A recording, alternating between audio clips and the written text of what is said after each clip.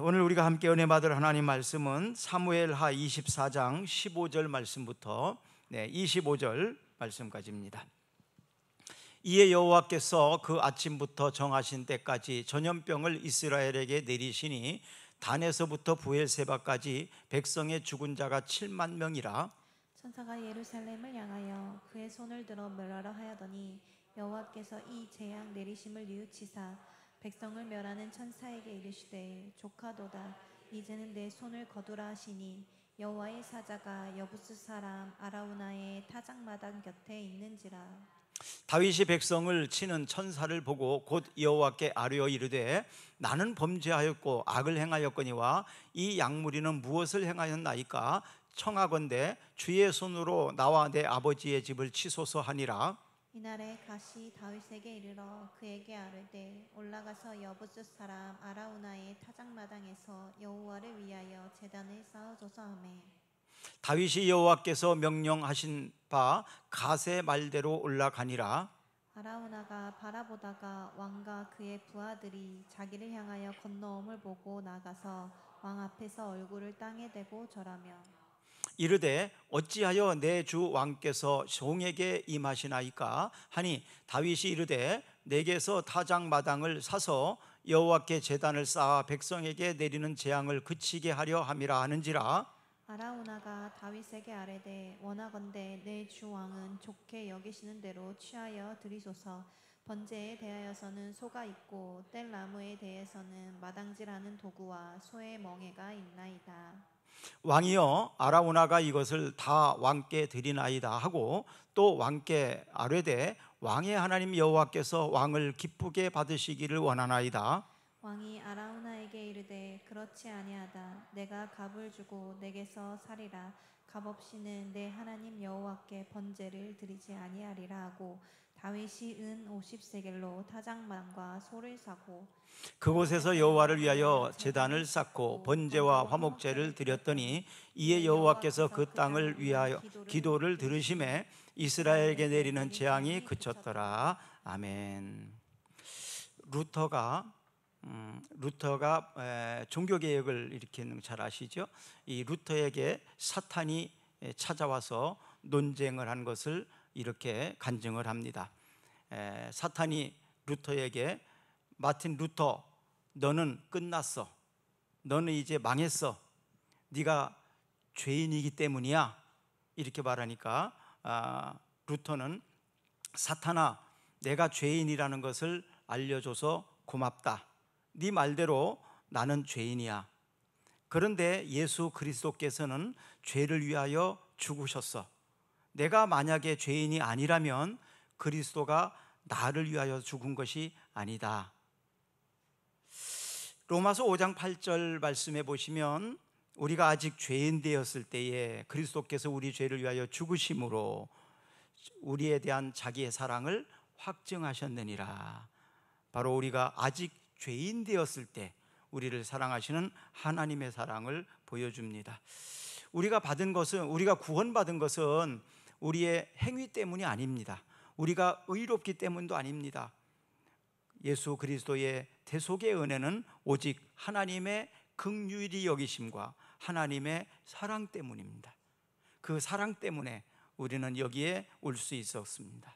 에베소서 2장 8절과 9절에는 너희는 그 은혜로 인하여 믿음으로 말미암아 구원을 받았으니 이것은 너희에게서 난 것이 아니요 하나님의 선물이라. 행위에서 난 것이 아니니 이는 누구든지 자랑하지 못하게 하려 함이라. 행위 때문에 우리가 구원받은 것이 아닌데 우리가 종종 신앙생활을 하면서 이 행위로 말미암아 의와 불의 이런 것들을 판단할 때가 참 많이 있습니다. 또 그것 때문에 낙심하고 절망할 때도 많이 있습니다. 다른 사람을 정죄할 때도 많이 있고 또 나의 의로운 행위로 말미암아 교만했던 적도 많이 있습니다. 이것은 절대적으로 있어서는 안 될 일들이죠. 또 우리에게 절대적으로 일어나서는 안 될 일이 있습니다. 또 절대적으로 경험하고 싶지 않은 일이 있는데 그것은 하나님의 진노로 말미암아 잠시 하나님이 나를 향하여 등을 돌리는 이런 일이 있어서는 안 되겠죠. 그런데 이런 일이 다윗에게 일어났습니다. 그것도 사무엘 상하, 사무엘 하 중에서 지금 가장 마지막 부분입니다. 사람이 나이를 먹으면서 점점 성숙해지고 어른이 되어져 가잖아요. 나이를 먹으면서. 그런데 나이를 먹으면서 어른이 되지 못하고 성숙해지지 못하는 부분도 있어요. 또 완전한 어른으로서 온전한 성숙을 이루지를 하지 못한 사람도 참 많이 있습니다. 다윗이라는 영웅도 사무엘하 마지막 장에서 나온 것이 바로 죄를 범한 것 장면을 이야기하고 있다는 거죠. 다윗이 이런 잘못을 했을 때 아라우나의 예배를 통해서 회복됐다는 겁니다. 회복되는 기회가 있었다는 것이죠. 우리에게도 실수와 우리의 연약함 때문에 일어나는 죄로 말미암아 그것으로 멸망하지 아니하고 그것을 회복할 수 있는 기회, 그것은 바로 예배를 통해서 일어났다는 사실입니다. 이제 명절이 시작됩니다. 오늘 예배가 여러분들에게 이런 회복의 역사가 있기를 바랍니다. 하나님께서 등을 돌리셨다면 하나님이 다시 안아주시는 은혜가 있기를 바랍니다. 그리고 3일 동안의 연휴를 통해서 많은 사람들을 안아주고 치유해주고 격려할 수 있는, 힘을 북돋워 줄 수 있는 그런 에너지와 능력이 여러분들에게 있기를 주의 이름으로 축복합니다. 그러면 하나님이 다윗에게 진노하신 이유는 무엇일까요? 다윗이 요압에게, 군대 장군입니다, 요압에게 명령을 내립니다. 단에서부터 부엘세바까지 인구 조사를 해라. 인구 조사를 하는 이유는 뭡니까? 보통 세금을 걷기 위해서, 그리고 노역과 군대, 군역의 백성들을 동원하기 위해서 하는 일들입니다. 그래서 세상의 모든 왕들은 다 인구 조사를 합니다. 우리나라도 몇 년에 한 번씩 인구 전체를 조사합니다.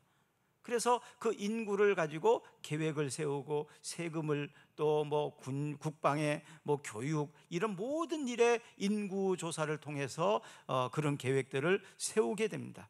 이것은 모든 나라의 왕들이 다 그렇게 합니다. 세상 나라에서는 이런 인구 조사를 통해서 그렇게 하는 것은 왕을 부역하게 하기 위함입니다. 그러나 하나님의 나라에서는 하나님의 백성을 돌보기 위해서 왕이 존재합니다. 그래서 많이 좀 다릅니다. 다윗은 이것이 세상 나라 사람들이, 왕들이 다 그렇게 하니까 그냥 자연스럽게 그렇게 했습니다. 그래도 되는 줄 알았습니다. 쉽게 말하면 상식적으로 또 당연한 일이라고 생각합니다. 다 나라들마다 그렇게 하니까 그것이 그렇게 큰 죄냐? 나라를 잘 다스리기 위해서 인구 조사를 했는데, 여러분들이 생각할 때에도 그게 큰 죄 같지는 않지 않아요? 왕이 되어가지고 국방이나 교육이나 또 세금 납부나 어떤 나라의 어떤 정책을 피거나 이러려면은 인구 조사를 기본적으로 해야 되잖아요. 그것이 이렇게 큰 죄가 될까? 그냥 그렇게 상식적으로 당연하다고 생각을 하고 습관적으로 큰 죄의식을 갖지 않았을 겁니다. 그런데 그것을 하나님은 죄라고 명명했다는 것입니다. 그 이유가 있습니다. 요한복음 10장 15절 한번 읽어볼까요? 아버지께서 나를 아시고 내가 아버지를 아는 것 같이 나는 양을 위하여 목숨을 버리노라. 근본적으로 지도자들은 양이 목자를 위해서 있는 것이 아니고 목자가 양을 위해서 있다는 사실입니다. 오늘날 지도자들이, 특히 정치 지도자들을 보면 백성들을 사랑한다고 하면서 백성들을 자신들의 이익을 위해서, 자신들의 어떤 권력을 위해서, 자신의 어떤 욕구를 채우기 위해서 이용하고 그러는 걸 많이 봅니다. 그러나 근본적으로 지도자들은 바로 백성들을 위해서 하나님이 세우셨다는 것입니다. 그래서 이것을 성경은 이렇게 말합니다. 삭군 목자와 선한 목자가 있다. 삭군 목자는 삭슬 위해서, 자기의 이익을 위해서 양을 돌보지만, 선한 목자는 양을 위해서 자기 자신이 존재한다는 의식을 갖고 있다는 것입니다. 바로 그리스도인들은 이런 하나님의 백성들을 돌보기 위해서 지도자가 세워졌다는 것입니다. 성도들을 잘 돌보라고 집사님이 세워졌고 권사님으로 세워졌고 또 목회자로 세운 거예요. 성도들을 돌보지 않는 지도자들은 지도자라고 할 수 없습니다. 다윗이 세상 나라의 통치 방식을 인구 조사한 것, 이것을 죄로 여기시고 7년 동안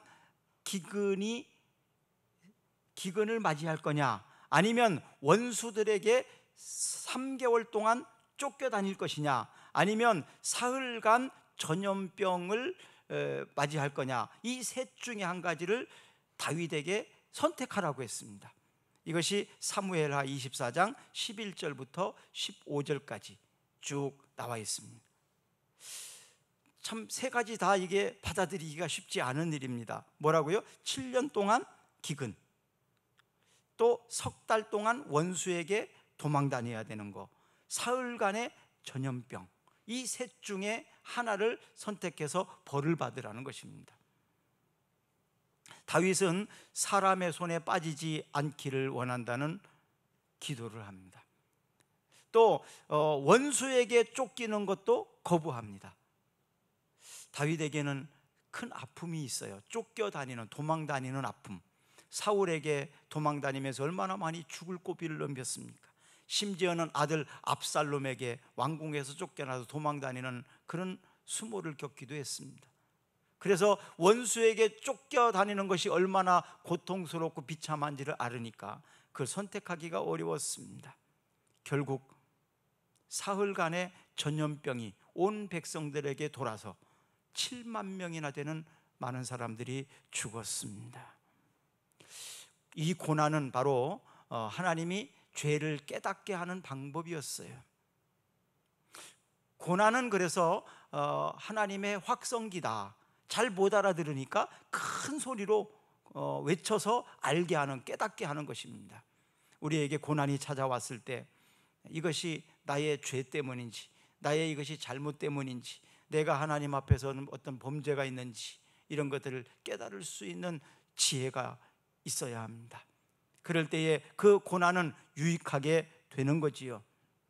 다윗은 그 하나님을 온전히 의지하지 않고 인구 조사를 통해서 세상 왕들처럼 나라를 다스리려고 했던 것, 결국 기도하지 않고 하나님께 묻지 않고 자기 멋대로 나라를 다스렸다는 것이 죄가 된 것입니다.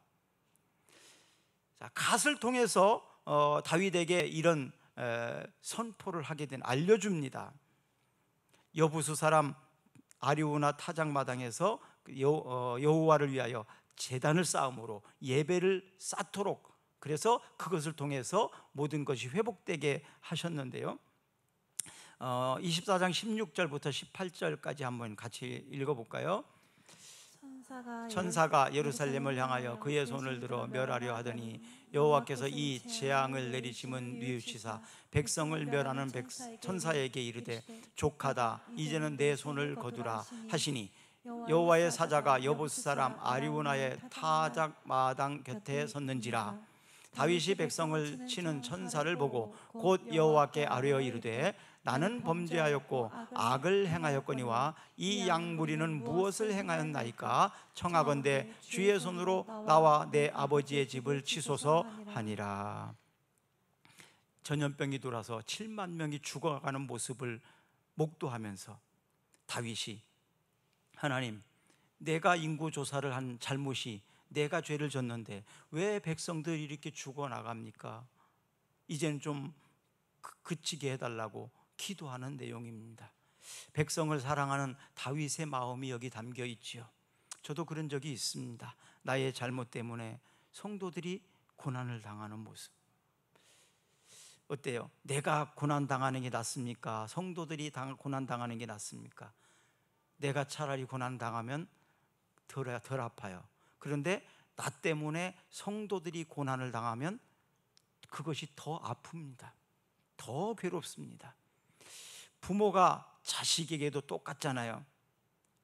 부모가 자기의 잘못 때문에 내 자식이 고난당한다고 생각을 해보세요. 그것이 훨씬 더 아픕니다. 바로 이 다윗에게는 그런 고통이었습니다.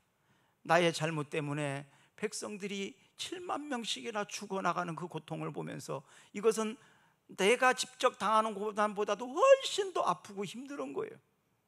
그래서 하나님 앞에 부르짖는 것입니다. 하나님, 백성들이 무슨 잘못이 있습니까?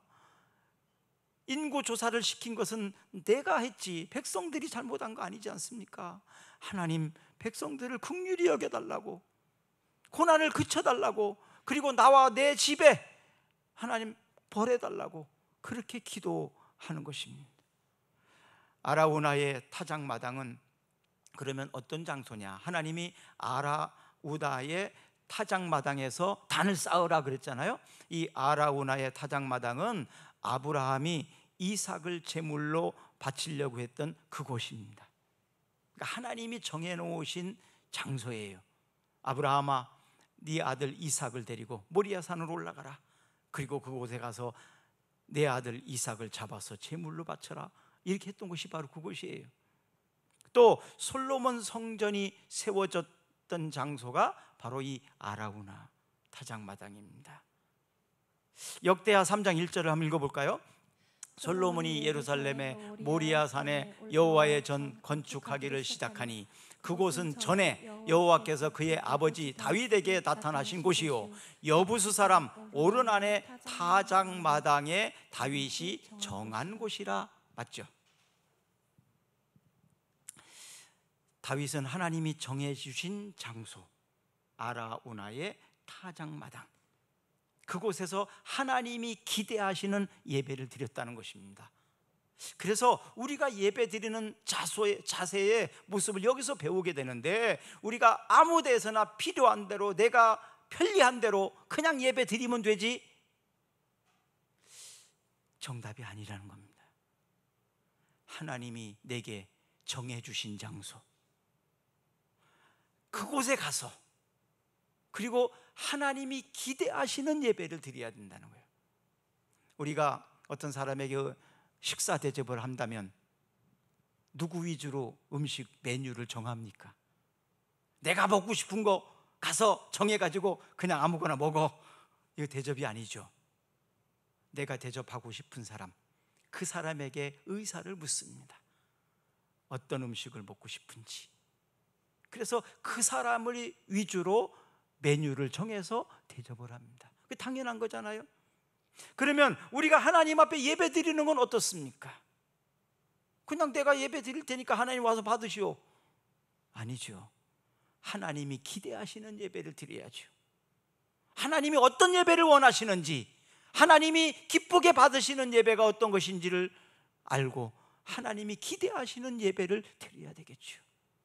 그래서 최선의 장소에서 최선의 예배를 드려야 됩니다. 그럼 하나님은 어떤 예배를 받으실까요? 가르쳐주고 있습니다. 요한복음 4장 23절과 24절에 나와 있는데요, 아버지께 참되게 예배하는 자들은 영과 진리로 예배할 때가 오나니 곧 이때라. 아버지께서는 자기에게 이렇게 예배하는 자들을 찾으시느니라. 하나님은 영이시니 예배하는 자가 영과 진리로 예배할지니라. 아버지께 참되게 예배하는 때가 올 거라. 아버지께 예배하는 자들은 영과 진리로 예배해야 된다. 하나님은 이렇게 예배하는 자들을 찾으신다.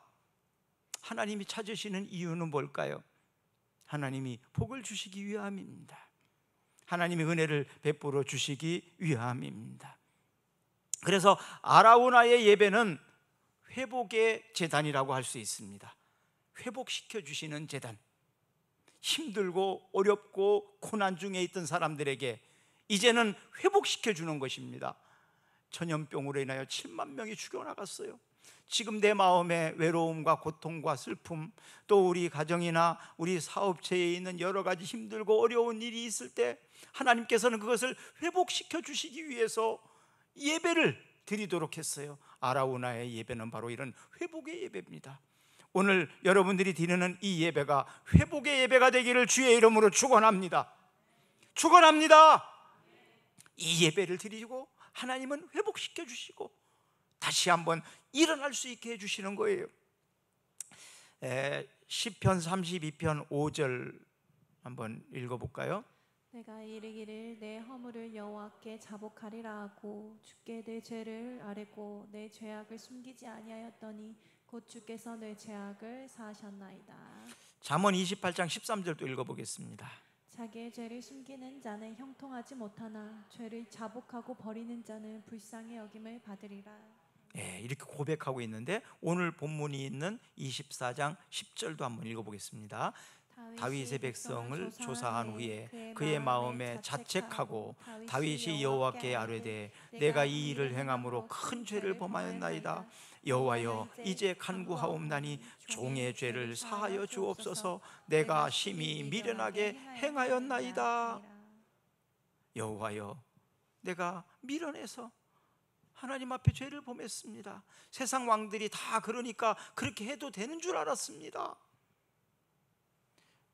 내가 하나님께서 기뻐하신 방법대로 행하지 아니하고 내 마음대로 내가 그냥 고집부렸습니다. 그런 얘기예요.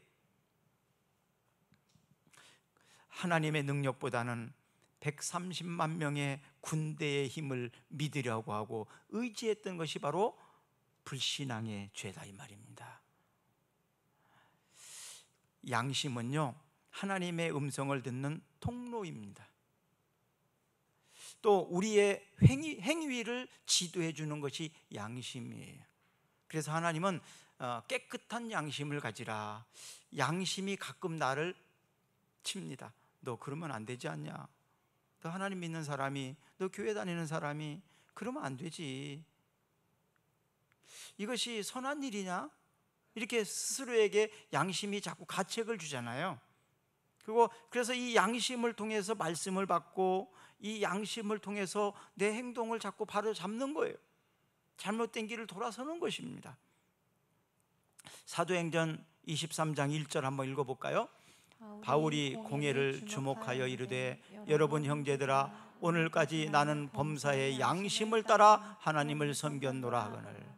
바울이 공회를 주목해서 형제들아 오늘날까지 나는 범사의 모든 일에 양심을 따라 하나님을 섬겼다. 양심에 거리낌이 없다 그런 얘기죠. 또 24장 16절 한번 읽어볼까요? 이것으로 말미암아 나도 하나님과 사람에 대하여 항상 양심에 거리낌이 없기를 힘쓰니라.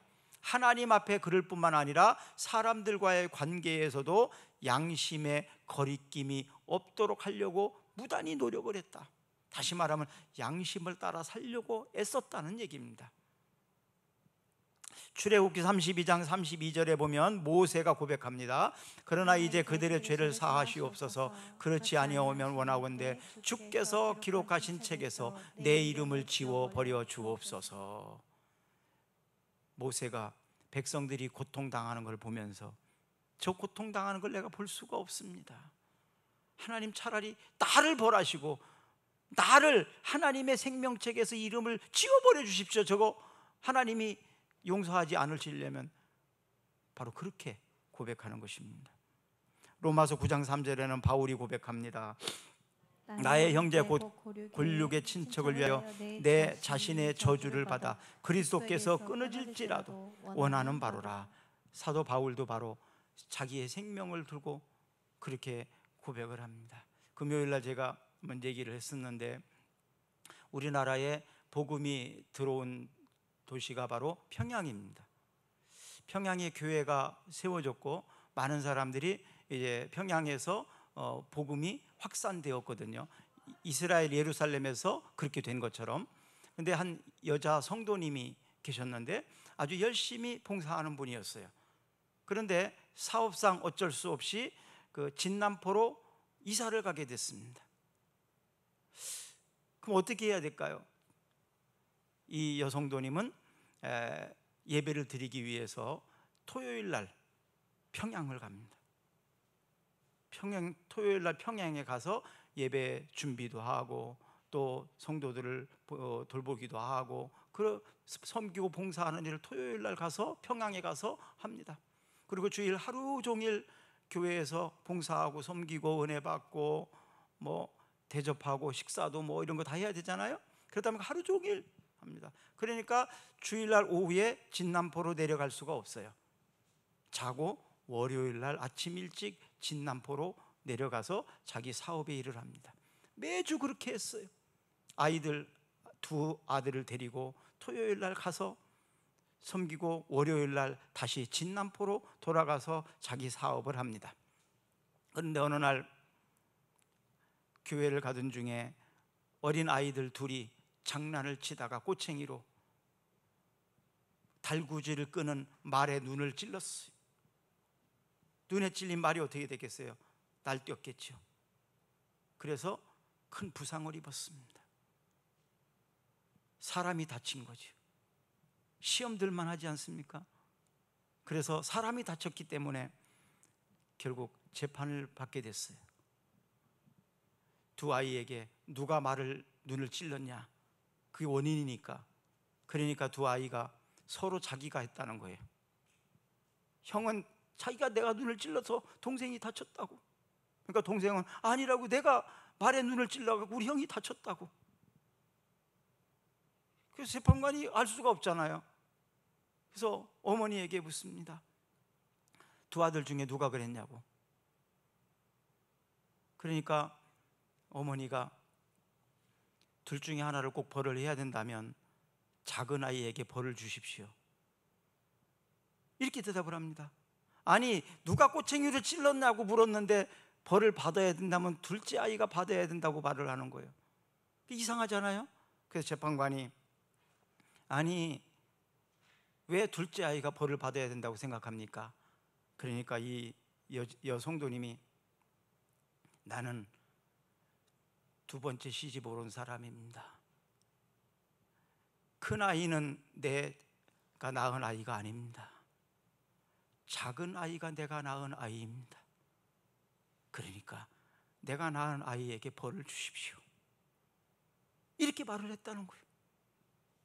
그러니까 재판관이 그 이야기를 듣고 교회 다니는 사람은 다 그렇습니까? 교회 다니는 사람은 다 그렇습니까? 그러면서 하는 말이 내가 돈을 줄 테니까 진남포에다가 교회당을 세우십시오. 그렇게 해서 진남포에 교회가 생겼답니다. 이것이 바로 성도들의 모습이에요.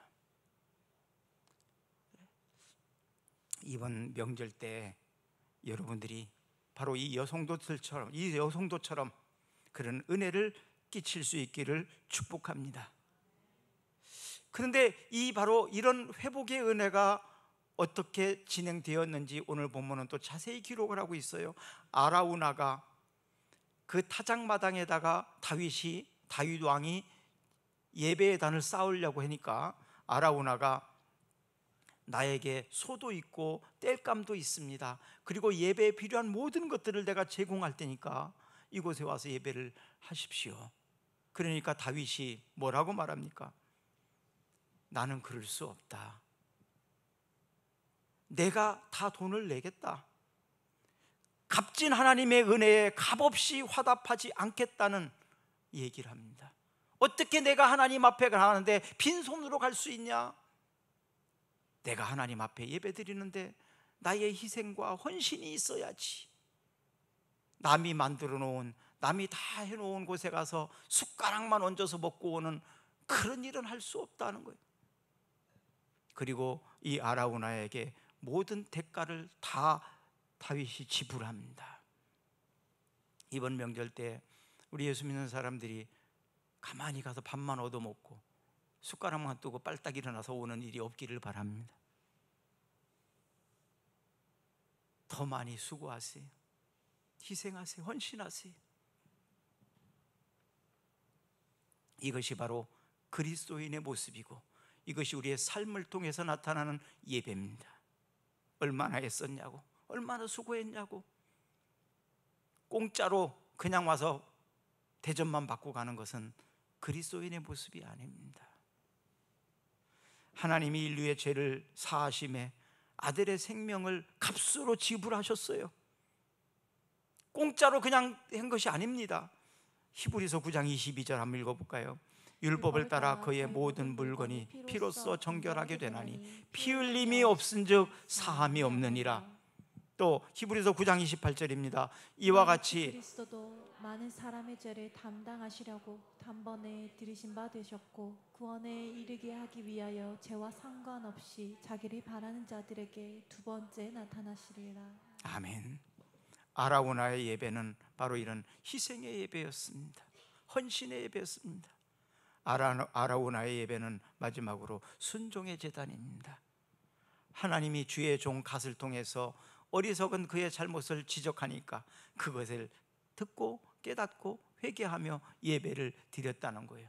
사무엘상 15장 22절에 보면 읽어봅니다. 사무엘이 이르되 여호와께 범죄와 다른 제사를 그의 목소리를 청종하는 것을 좋아하심 같이 좋아하시겠나이까. 순종이 제사보다 낫고 듣는 것이 순양의 기름보다 나으니 순종이 제사보다 낫다. 느헤미야는 예루살렘의 어려운 형편을 전하러 온 동생 하나니, 그가 1600km를 달려왔어요. 1600km를 걸어가려면 따져보니까 한 3개월 정도는 걸릴 것 같아요. 예루살렘의 그 고통스러운 모습을 전하기 위해서. 그리고 충성스럽게 한결같이 일하는 관원 하나냐, 바로 이런 충성스러운 사람, 이런 사람들을 느헤미야는 성벽을 완공한 다음에 지도자로 세워서 나라를 다스렸습니다. 하나님께서는 이렇게 오늘날 순종하고 충성스럽게 성실하게 섬기는 사람들을 지도자로 세우셔서 일하십니다. 우리 교회에 이런 지도자들이 많이 나타나기를 바랍니다. 또한 여러분들의 가정에 이런 성실하고 충성스러움이 있기를 축복합니다. 기도하겠습니다. 그러므로 형제들아, 내가 하나님의 모든 자비하심으로 너희를 권하노니 너희 몸을 하나님이 기뻐하시는 거룩한 산 제사로 드리라. 이는 너희의 드릴 영적 예배니라. 하나님의 진노와 징계 가운데 또 고난 가운데 있는 성도들에게 하나님이여 갓을 통해서 다윗을 깨닫게 하셨던 것처럼 저희들을 깨닫게 하여 주시옵소서. 그리고 재난과 고통이 그치게 하시옵소서. 그리고 참다운 예배를 통해서 온전한 회복이 일어나게 하시고 성숙함이 일어나게 하시고 세상이 감당치 못하는 능력을 가지고 살아가는 우리의 삶이 되게 해 주옵소서. 특별히 이번 명절을 통하여서 하나님이 영광을 받으시고 주의 백성들을 헌신과 기도와 그 모든 정성들을 통해서 가족이 구원받아 믿음의 가문이 되게 하시고 가정 천국을 이루어나갈 수 있는 가정들이 되게 해 주시옵소서. 참되게 하나님을 믿는 사람, 또 하나님이 살아계심을 보여줄 수 있는 우리의 삶의 현장이 되게 해 주옵소서. 예수 그리스도의 이름으로 기도드리옵나이다. 아멘. 우리 다 같이 일어나셔서 찬양하겠습니다.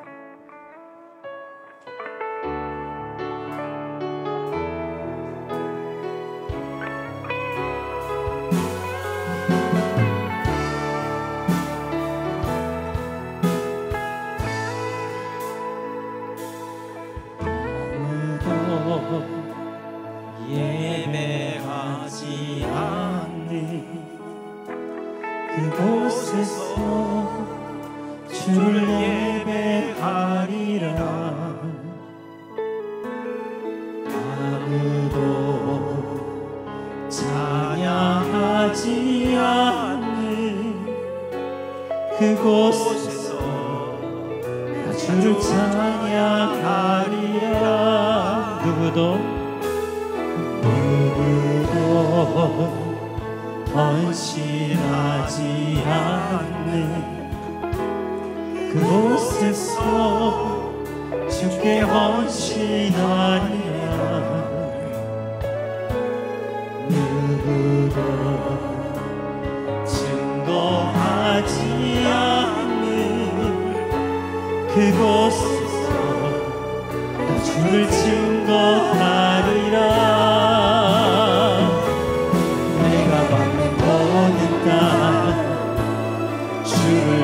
예배하게 하소서. 주의 보혈로 덮어지게 하소서. 내가 서리고 주의 거룩한 곳 되게 하소서.